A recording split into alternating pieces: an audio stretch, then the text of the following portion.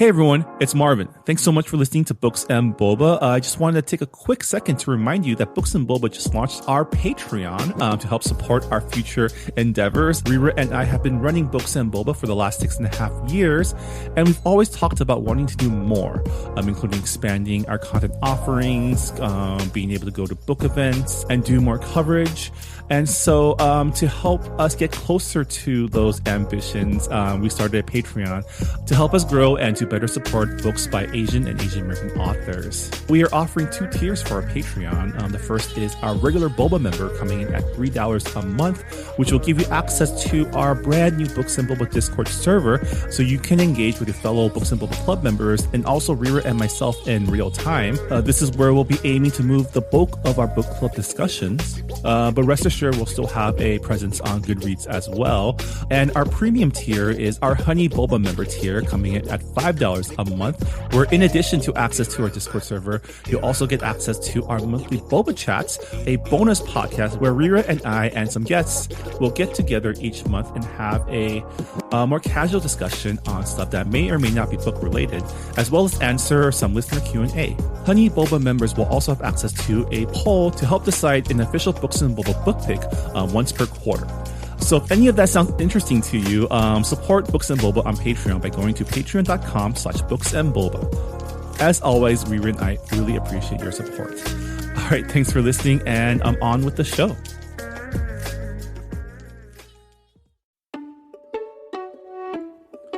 Hey, Books and Boba listeners, it's Marvin. As you may have heard, last month marked the 5th anniversary of Books and Boba, and as we enter our 6th year as a book club, we're finally doing something that we've been talking about for years. That's right, Books and Boba now has some merch. We're launching a bonfire merch campaign for our first run of official Books and Boba swag, including t-shirts, sweatshirts, and tote bags. Orders for this first run will be open until October 21st, after which orders will be closed, shipped, and delivered to your homes by November 8th. We chose Bonfire as the platform for this app because it allows us to create a pre-order campaign like this, which will hopefully allow us to earn a little bit more to support the podcast and to maybe even offer some additional content down the line. To check out what we have to offer, go to booksandboba.com and check out our store link to be taken to our Bonfire portal. There you can check out all of the available apparel and colors, as well as put down your own order. As I mentioned, all sales will go to support this podcast and will allow us to do even more amazing things for Books and Boba down the line. So please check it out. It's the stylish way to both support Books and Boba and look cool while doing it. Again, you can find our Bonfire store by going to booksandboba.com and clicking on the store link. All right, now on with the show.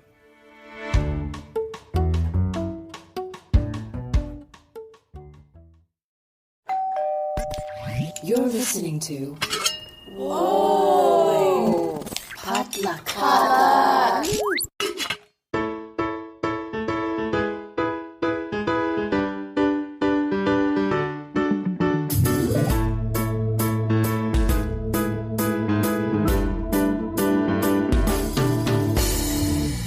And welcome back to Books and Boba, a book club and podcast featuring books by Asian and Asian American authors. My name is Marvin Yue. And I'm Rira Yu. And we are here today for another great author interview. We'll be talking with Chandra Prasad and her latest novel, Mercury Boys, a YA, I was about to say rom-com, but it's not a rom-com at all. It's a YA story about a group of girls who visits boys from the past through the power of Mercury and the daguerreotypes. And for those of you who don't know what daguerreotypes are, just Wikipedia it. So when I was reading daguerreotypes, I was like, I remember this because I played Life is Strange, the video game, and this was part of the tutorial where they went on a big exposition dump about how daguerreotypes were the original selfie, right? It's like the original photographic selfie. That's very important because Rembrandt exists. Van Gogh exists. Yeah. And so we classified it a couple different ways in our interview, but it's basically it's a mishmash of genres. It's YA, contemporary fiction. It's low fantasy. It's part sci-fi, part historical fiction. You learn a lot about chemistry and the 1850s. What a wild time the 1850s were. They were just experimenting left and right, not caring about people possibly dying. It's great. Chandra also mixes in a ton of pop culture knowledge. And yeah, it's a really fun read. We had a really great chat with Chandra about her book, about her coming up as an author, about the themes and characters. And yeah, we're excited to share our conversation with you. So without further ado, here is our author chat with Chandra Prasad.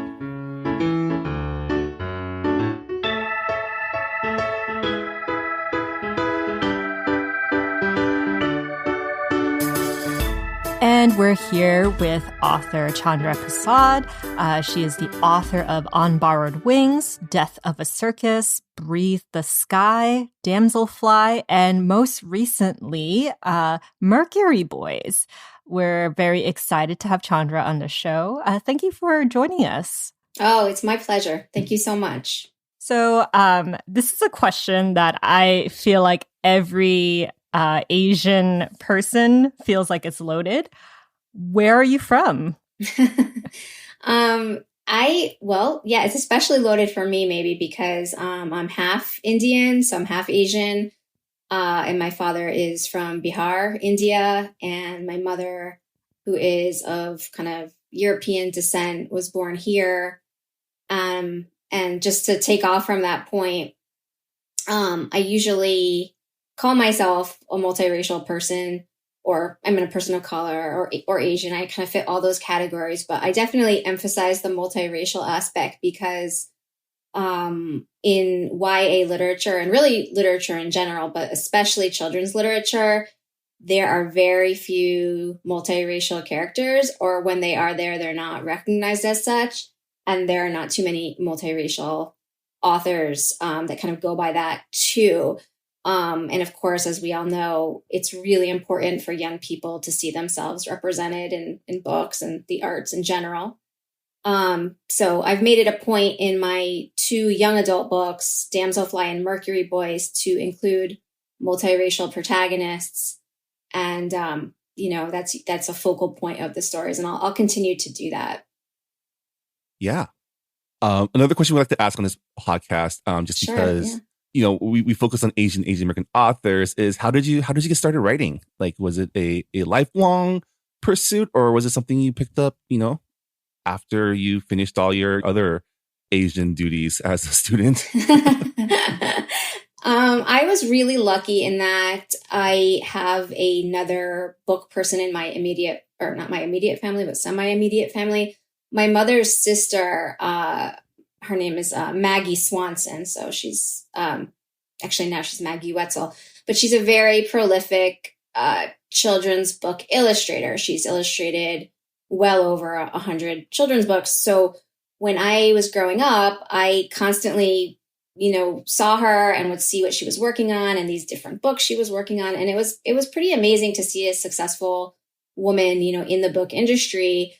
And early on, I knew I really wanted to write, but being Asian, I was worried about this because financially, being an author is not necessarily financially savvy move, especially in the beginning. So I had it in my head that if I just was able to get started in the industry early and get a book published early, I would be all set. And so I actually got serious really early. I wrote my first book in my teens and found a literary agent when I was 16, and really pushed for that. And and I came very close, but in the end, that book didn't make publication, and it's probably in a drawer somewhere.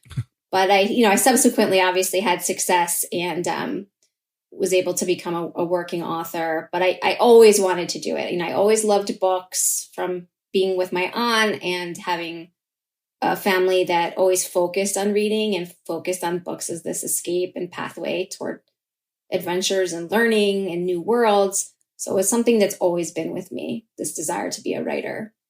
Yeah. It's nice that you had someone in the family who worked in the publishing industry, because I feel like being an author that's such an abstract concept for a job. I feel like a lot of kids don't understand that that is an occupation, especially now with a lot of education programs pushing for the scientific fields and defunding the arts. And it's also like really amazing that, you know, you were very encouraged to read a lot and to pursue writing, especially since you wrote as a teenager. Like, I'm trying to remember what I did as a teen. I definitely was not ambitious and pushed myself to get an agent and whatnot. Rira was a prolific fanfic writer, though, right? Yes, cool. my dark past. Yes, we're never gonna mention that ever again, Marvin. Honestly, I think it helped to not grow up in the age of the internet too, because, you know, we didn't have that. So that is such a giant time suck, right? So not having that and just having, you know, old school computers, and the internet was just like in its infancy. So I think there was still a emphasis on doing things that way, and that's completely lost now, which and for me too, it's lost. You know, I'm on my phone a lot, way too much, and on the screen way too much.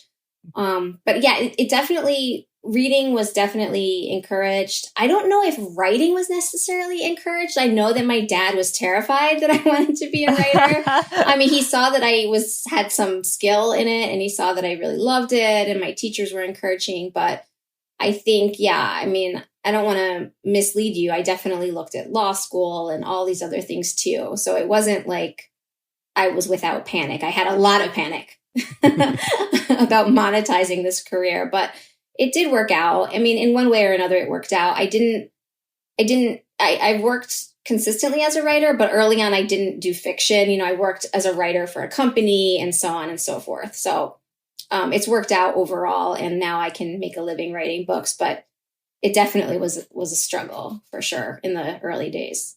So we've read quite a few young adult books, both for the book club and for our author interviews. It seems like a very popular genre for especially Asian authors to write in, because of all the, I guess the trappings of YA novels are very exciting, right? The protagonists are young, they're like optimistic, they're like trying to figure stuff out. What drew you to writing in the YA genre? I was writing in the general fiction genre, and one of my books in general fiction is called On Borrowed Wings, and it's about a girl in the early 20th century who wants to go to Yale University as an undergraduate, but Yale didn't admit women until 1969.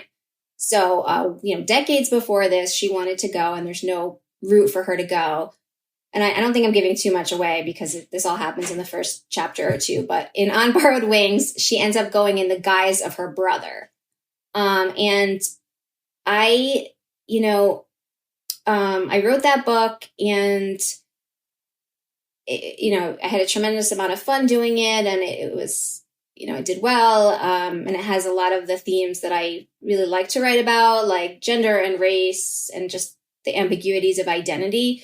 But it was pointed out to me early on in that book's publication that it easily could have been a YA book because of the protagonist's age and a lot of the themes I was dealing with. So I made my literary agent and I discussed it at length, and I made a pretty, conscious choice to switch to YA because I was already on that brink anyway. And what I really love about YA is that it absorbs two types of readerships.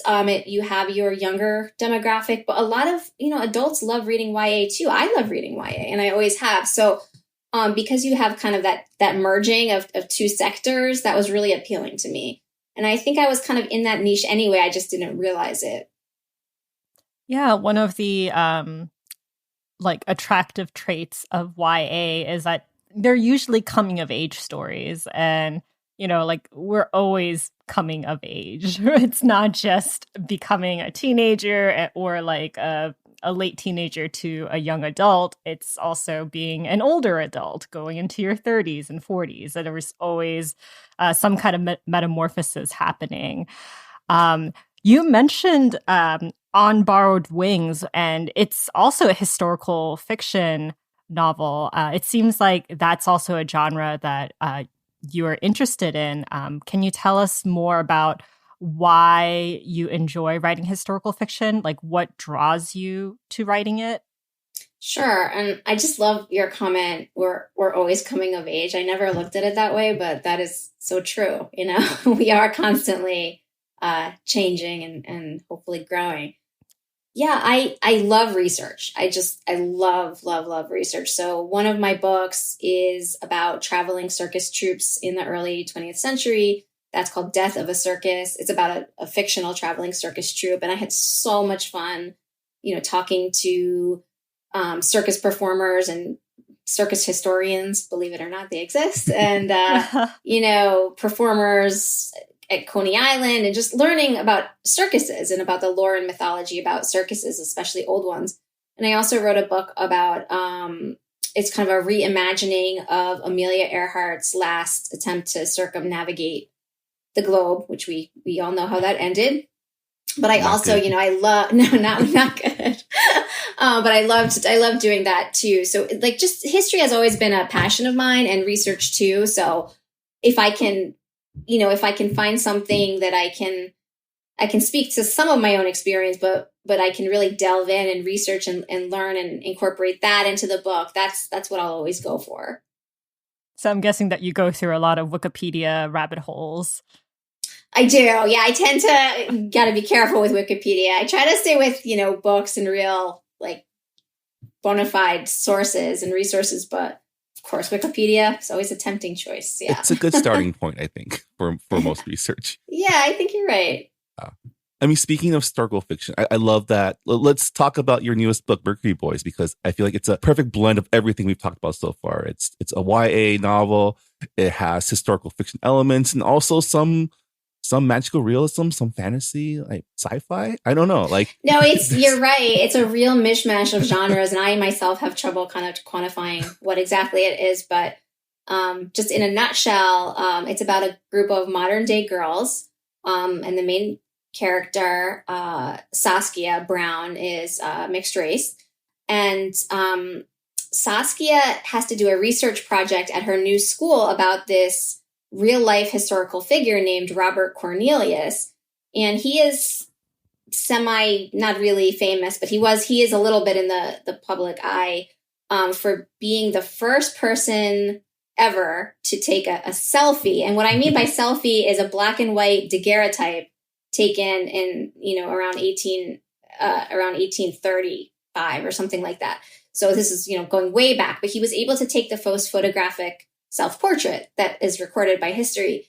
And I remember it's got to be 10 years ago that there was like a little story about that made the news here and there. And I thought that's just, you know, it's really interesting. And the photo that he took of himself it's a little blurry, but it's very arresting in terms of his expression and clothing and really all the components of it.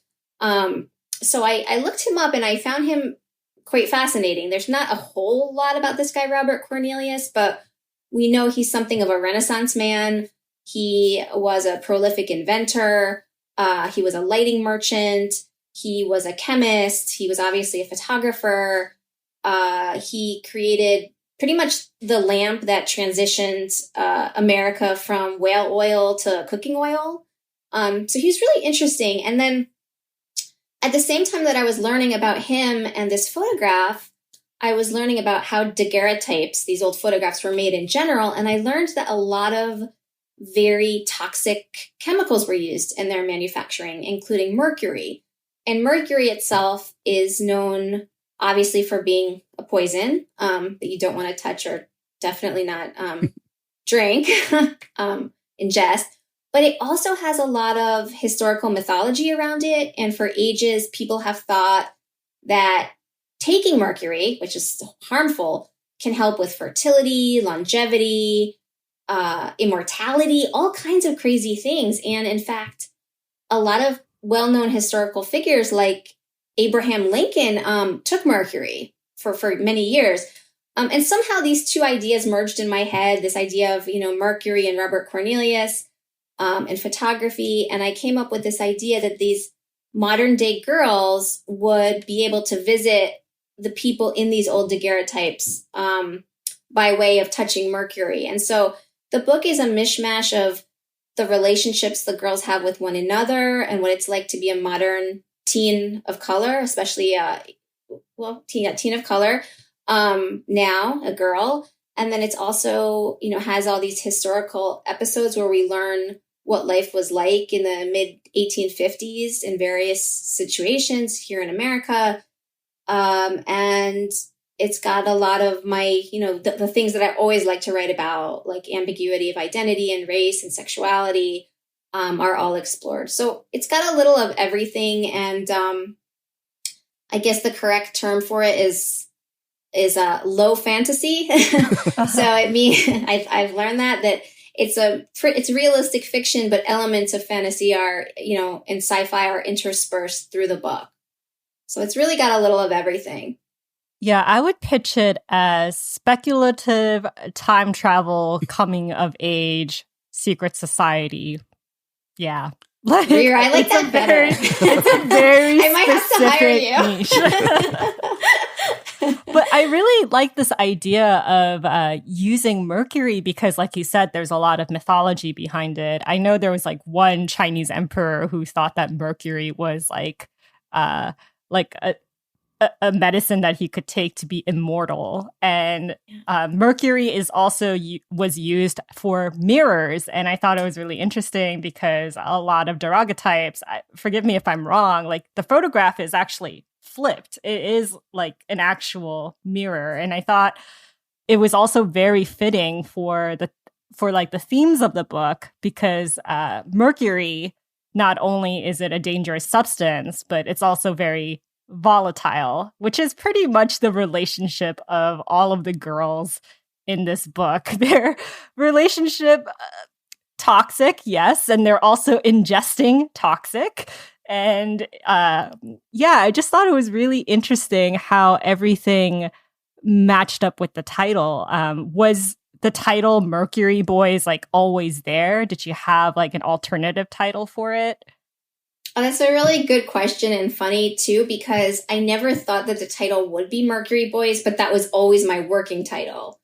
And then I kind of got to the end of the book and pitched it and showed my agent, she's like, this is like exactly what you said. This title completely matches up with every aspect of this book.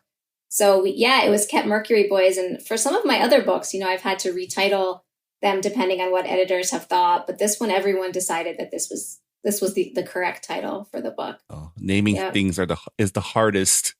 Yes, I know. I'm with you. Titles are the hardest thing for me. Yeah. How do you come up with names, by the way? I'm curious. Do you like go on like babynames.org and just like pull out random names? Or are you the type who like have to just like look up meanings behind the names and like be very meticulous? I think it's a little of both, and then I, just as like you and I go about our daily lives, you hear all kinds of names and read all kinds of names, and some of them just kind of stick with me. And I think that would, I don't know, I kind of pull them out later, like that would work really well for this character. That's kind of how it develops.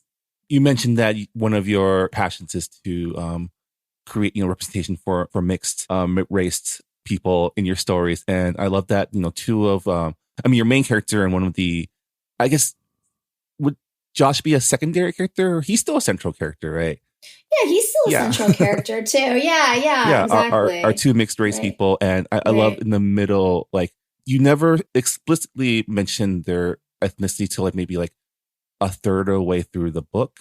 But you do allude that they're both Asian of some sort, right? Like Saskia is part Indian and then Josh is part Asian at least. And then there's this line in your book where you include a lot of pop culture references, which I really appreciate because, I'm of age to recognize them. And so I love that you made your main character like a connoisseur of like quote unquote classic pop culture because she's always making references to like old movies. Like she did call her Asian love interest like Asian James Dean, which I thought was really cool. Right. Exactly. Yeah, exactly. Yeah.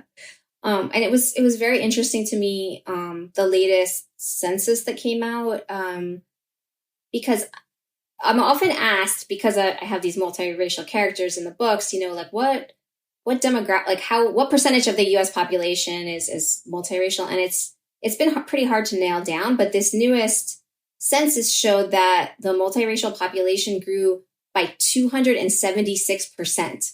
And now fully 1 in 10 people, mostly young people, are multiracial. So, being more than one of these pretty much artificially branded, right? Because it's race in general is so hard to quantify and so kind of controversial in terms of like naming what is what to begin with. But the fact is that there are all these kids that are not simply one thing or another. And they do, like, you do, if you're multiracial and you're part Asian, you still are Asian, right? And you are multiracial also. And I think it's so important to kind of be able to say both of those things and have them be legitimatized or legitimated, I guess is the right word.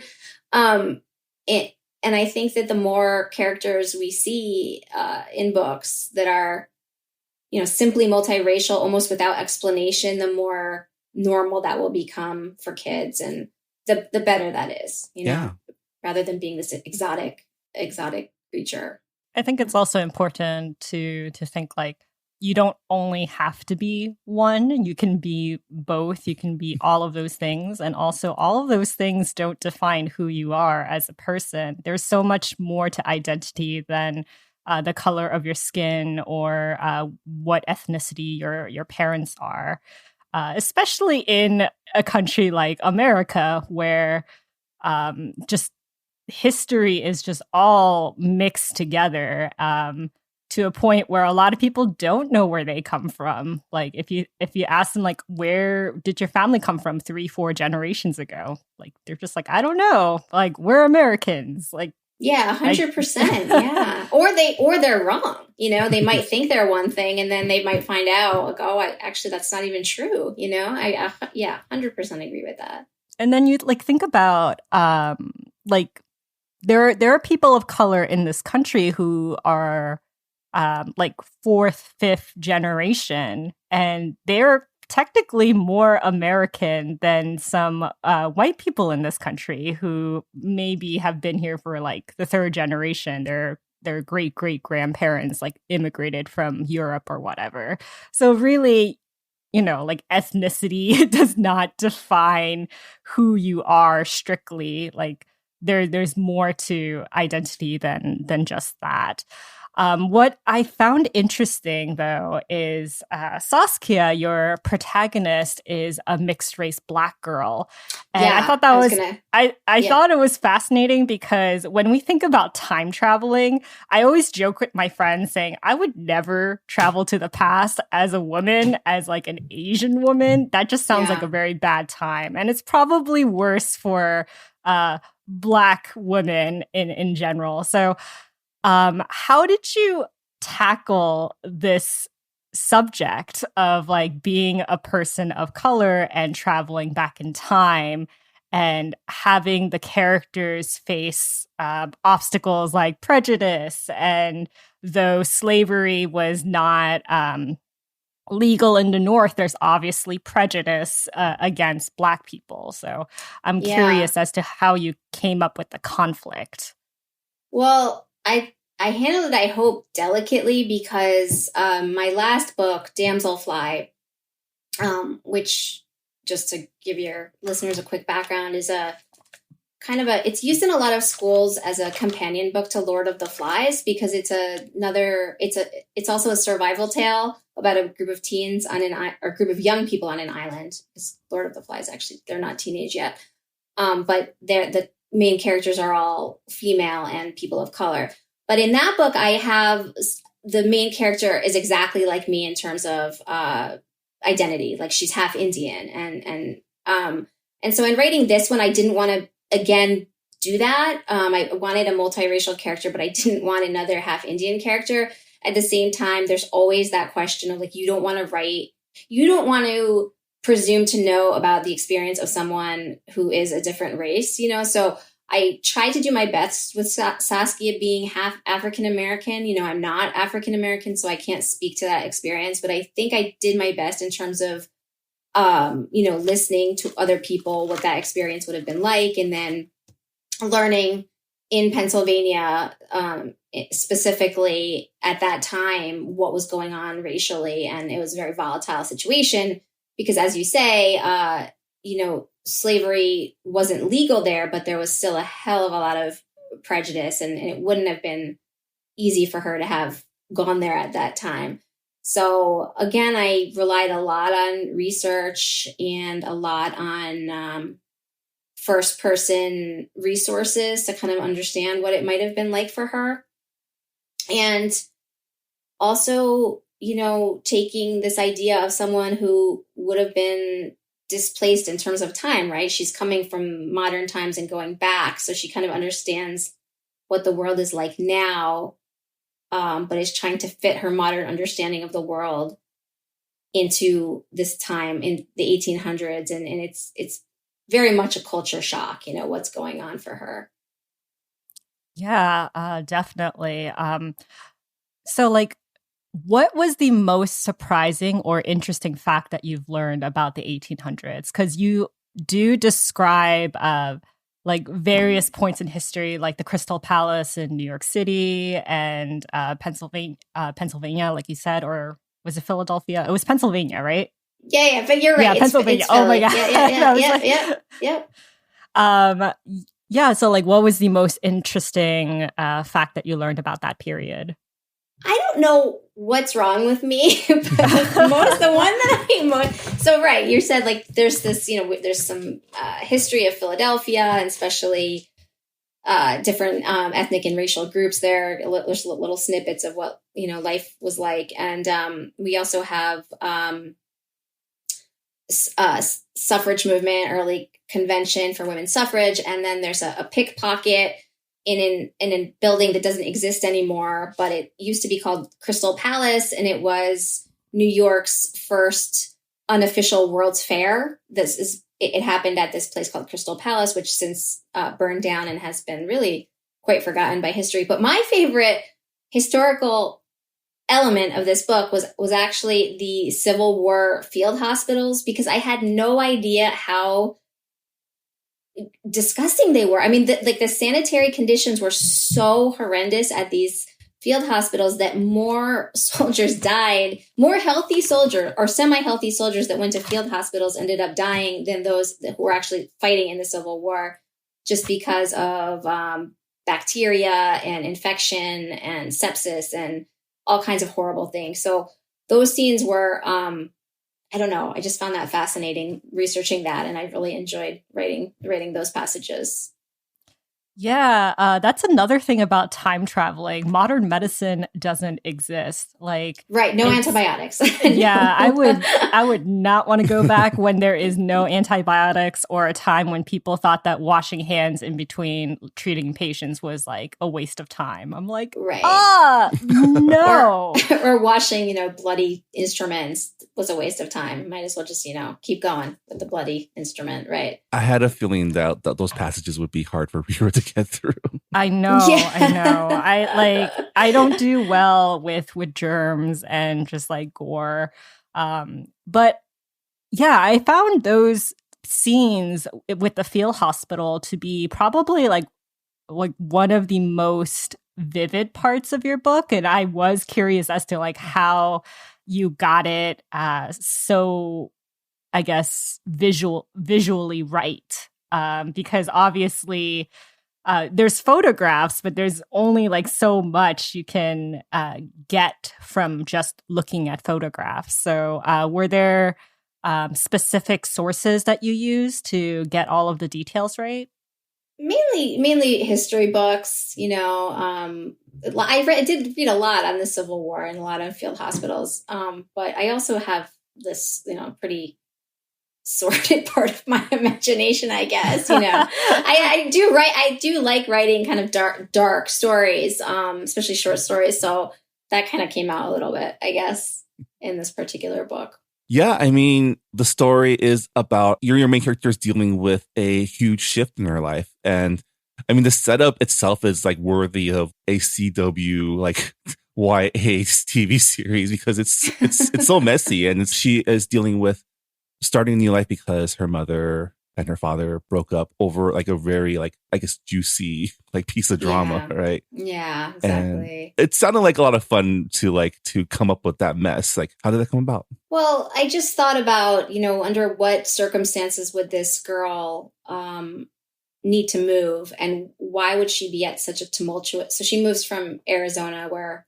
her parents are getting divorced, as you said, for very, it's not a good Scandalous scene. reason. It's not in a scandalous way, and we won't say more than that, but in a scandalous way. And she moves, and in moving, she loses not only her hometown and her home, but she's already kind of on the outs with a lot of her friends who have kind of ignored her because of what's happened with her parents and at school. So she's just starting in such a horrible place, that she's kind of ripe for what happens to her. She falls in with a group of friends, and some of them can be trusted and some of them can't. And she's ripe for growth. She's ripe for what Rira was saying is a coming of age moment in her life, right? She's going to emerge as from one person to a completely different person by the end of the book. And I think, we don't have the melodrama that she's been through, but we all have those times, especially in our teenage years, where we realize that people we thought we could trust, we can, and vice versa. So, I hope that there's some truth to her experience, and I hope that it resonates with teens who are reading it. Yeah. And again, I just love the fact that one of the reasons why the father moves them to Connecticut is because he is a huge Gilmore Girls fan and just wants that experience for himself. Yeah, I know, right? Especially being this dad, right? Like, yeah. It's funny because I live in Connecticut, and there is no town like the Gilmore Girls that I found here, unfortunately. Yeah, like with the volatile and toxic relationship with some of the girls, it is very relatable in my opinion, because at that age you are so vulnerable and things are so out of your control. And there is this tendency to be drawn to other people who are going through a rough time if you are also going through a rough time. And sometimes that it's not good. The results are not good. You get into a lot of conflict that could have been avoided. So like, how did you come up with each of the girls' backgrounds, and how did you develop the dynamic between each girl's relationship? Well, just in a basic sense, I do have to outline things for myself early on. Otherwise, I get lost in my own processes. So I do pretty extensive plot outlines from the beginning, and I do outline each character. I don't know if I do too much in terms of how they relate to one another. That kind of happens organically as I'm writing. But I did have a sense of, there's two sisters, Paige and Sarah Beth, and I knew, what I wanted them to be. And I knew there's also a character named Adrian who seems pretty innocuous and innocent and may or may not be by the end. I did plot all that out. But one thing that really surprised me was that the character that I by far like the most is Lila, who is Saskia's friend, and was really meant to be a more secondary character. But I find her by far the most likable and sympathetic character in the book, and I didn't expect that. I wasn't planning on that. I mean, she's like the only person with common sense in the entire story. Right. I feel like she's the only person with common sense, but she also gets persuaded way too easily and makes bad decisions. And I'm like, this is the most teenage girl thing. Like, it doesn't even matter if you have like a good head like over your shoulders. Like, if your friends peer pressure you, like there's just so many things that can go wrong. It's as long as you're there, you can get them out of it because you're the common sense friend. Well, one thing that really surprised me in terms of response to the book is that I, from the get-go, was terrified about the Mercury because, I mean, there's no adult in the world that wants to promote, touching or ingesting Mercury. This is a terrible idea. And I was hoping, and I'm praying this comes through in the book and that I don't have some kind of copycat situation because especially as a mom, this is the worst thing I can imagine. But none of that has come out in the critiques of the book. The critiques of the book are all about how they wish Saskia had more common sense. The main character had more common sense, and didn't make such rash, impulsive decisions and wasn't so naive. And I found that really interesting because I think it maybe speaks more to, I think teens today are probably a lot more worldly and resilient than certainly I was in my generation. And I was pleasantly surprised by that. I was pleasantly surprised by the pushback. Like, no, I can't imagine letting my friend do that, or, not kind of talking her down from the ledge. That kind of comment I heard a lot. And I'll definitely incorporate that into future, or think that through for future books. That's interesting. But I think that also means that your story is working, because I think you're supposed to feel frustrated with Saskia's decisions, right?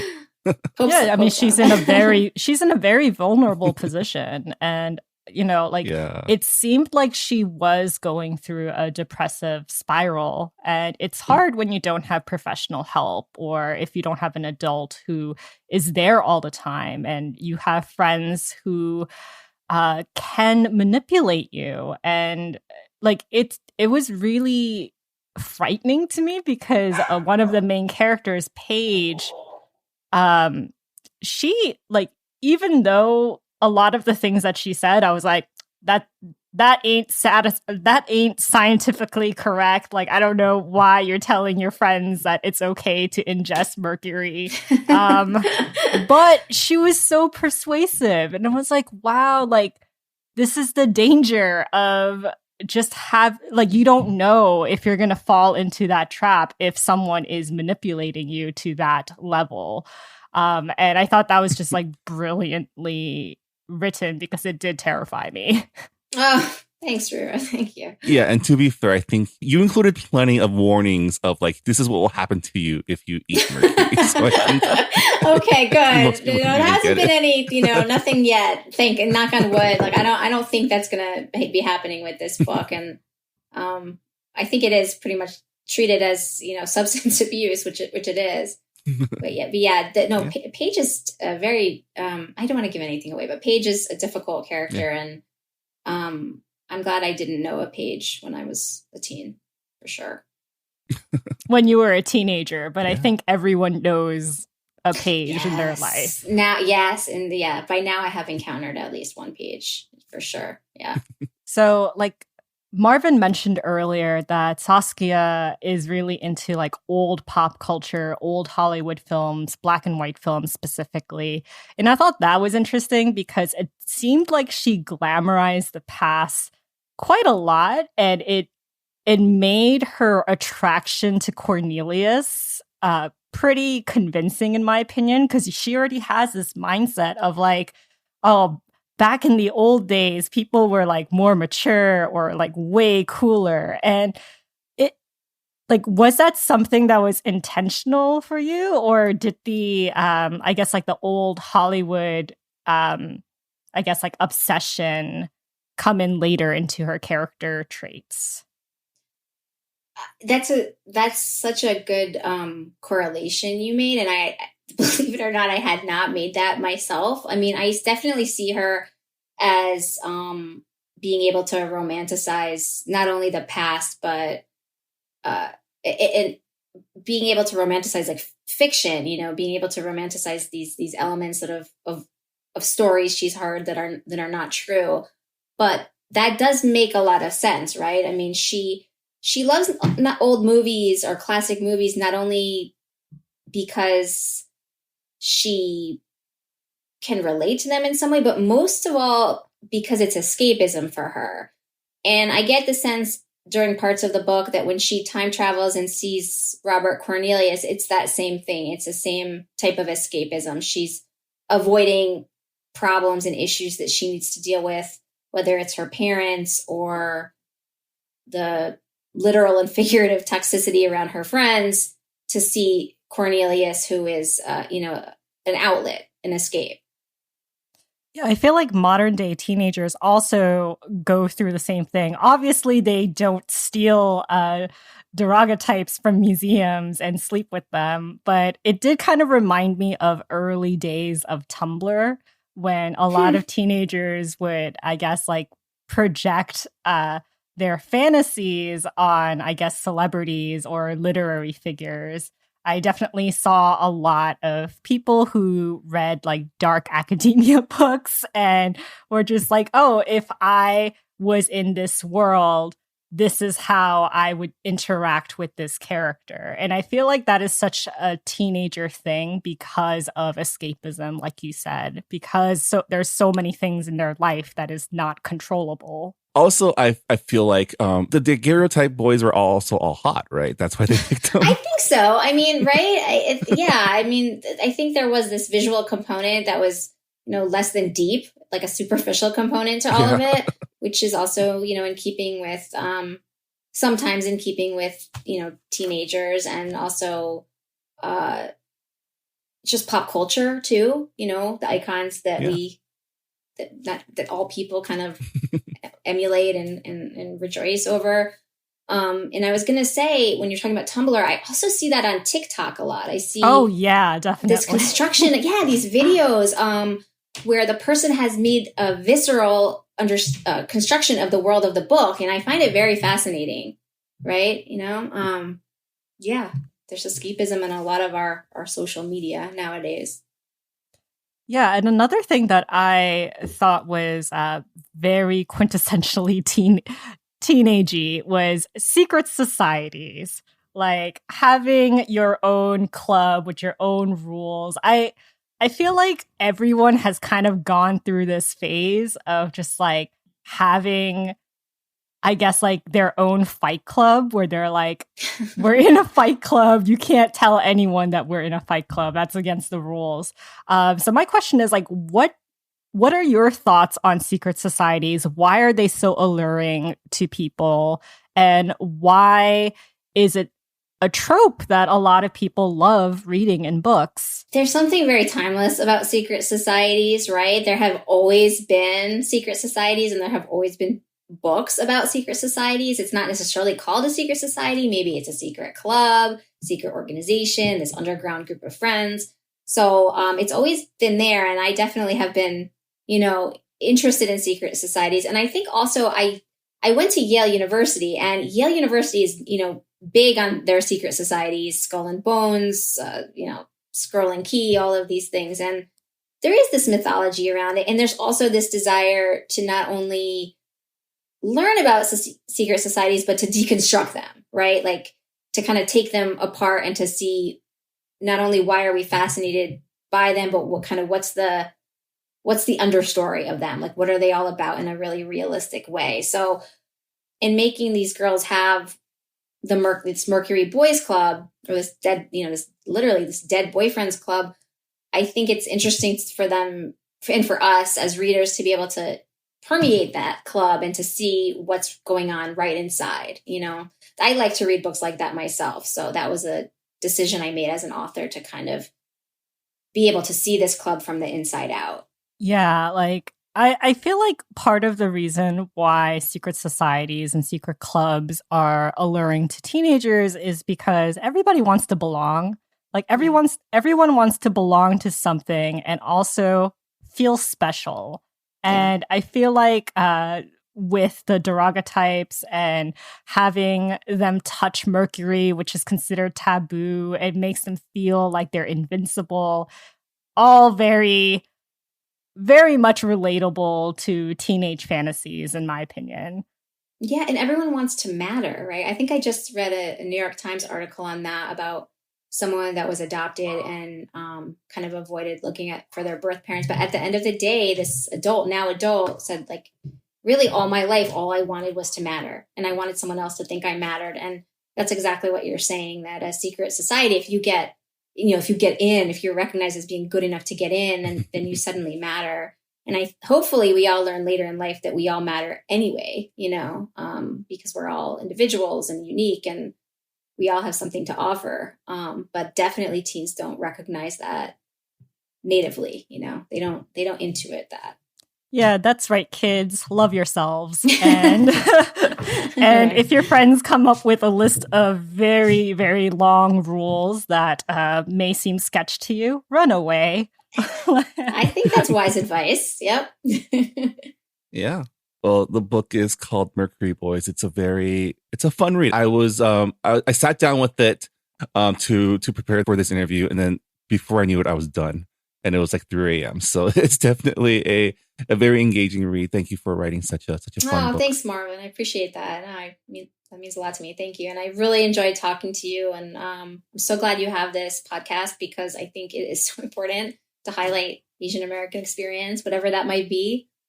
So I appreciate that you have it. And I really appreciate that you asked me to be on. Thank you.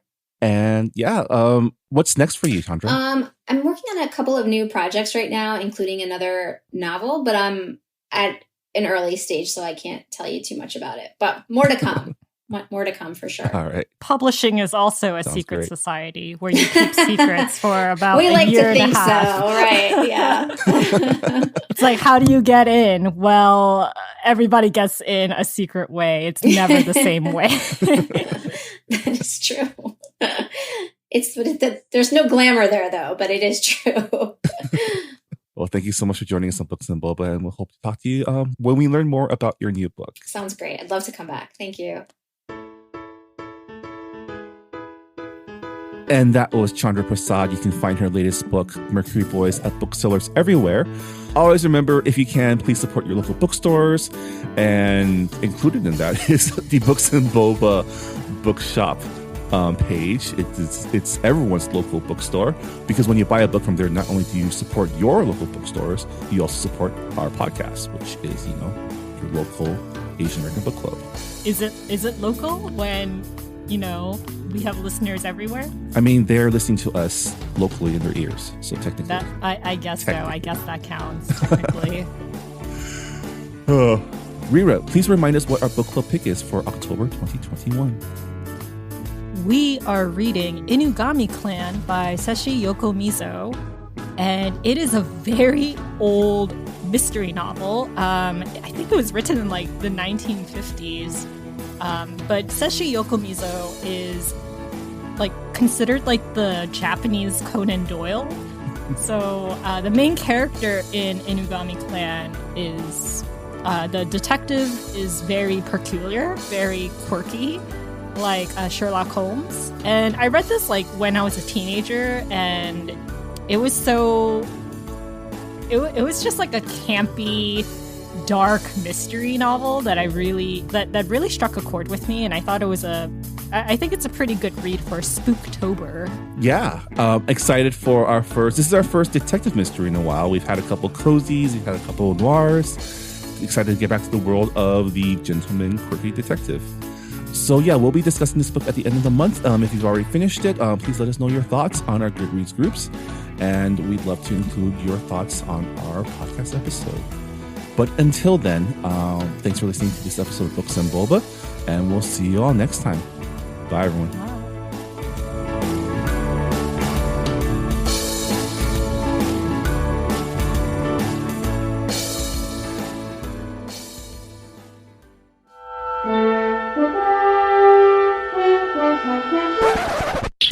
Hello, I'm Phil Yu, and I'm the host of All the Asians on Star Trek, the podcast in which I interview all the Asians on Star Trek.